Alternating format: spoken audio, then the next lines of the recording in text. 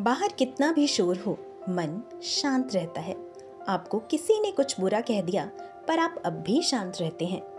यह एक बहुत बड़ी बात है और यही है पहला संकेत कि अब आपकी आत्मा जाग रही है।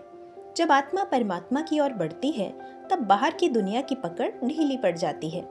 अब आप रोने की बजाय मौन में बैठ जाते हो, लड़ने की बजाय ईश्वर से बात करने लगते हो।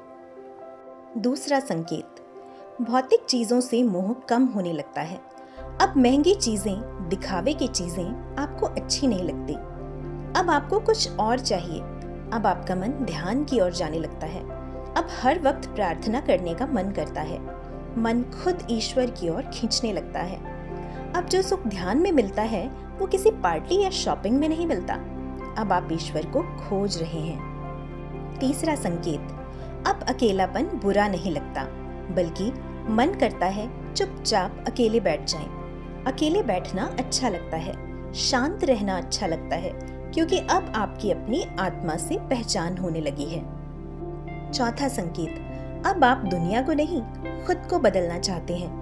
अब आप दूसरों को नहीं, बल्कि अपनी कमियां देखते हैं और उन्हें दूर करते हैं, जिससे हमारे अंदर एक ताकत जागती है और हम पॉजिटिव और बेहतर इंसान बनते हैं। हमारे इसी बदलाव का असर हमारे आसपास पड़ने लगता है और आसपास के लोग, वातावरण खुद बदलने लगता है।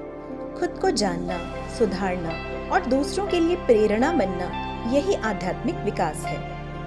पांचवा संकेत, क्षमा, करुणा, सेवा, ये 3 गुण हमारे स्वभाव में आ जाते हैं। दूसरों के आंसू दिल को छू लेते हैं। किसी की तकलीफ अपनी तकलीफ लगती है और लगता है काश मैं इसके लिए कुछ कर पाता।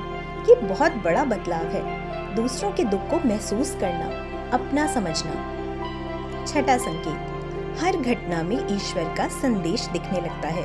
हम ईश्वरीय व्यवस्था को समझने लगते हैं। अब हर कष्ट एक परीक्षा लगता है, जिसे हमें पार करना है अपनी बेहतरी के लिए। सातवां संकेत, अहंकार का अंत। अहंकार की वजह से हम खुद से दूर हो जाते हैं। जब हम अपने अंदर झांकने लगते हैं, तो अहंकार खुद खत्म होने लगता है। हम विनम्र बनने लगते हैं। आत्मा हमें अहंकार छोड़ने को कहने लगती है। ये यात्रा कोई एक दिन की नहीं, ये धीरे धीरे चलती है। अगर आप में ये एक भी संकेत नजर आता है, तो खुश हो जाइए, आप सही रास्ते पर हैं और इस रास्ते पर बढ़ते रहिए।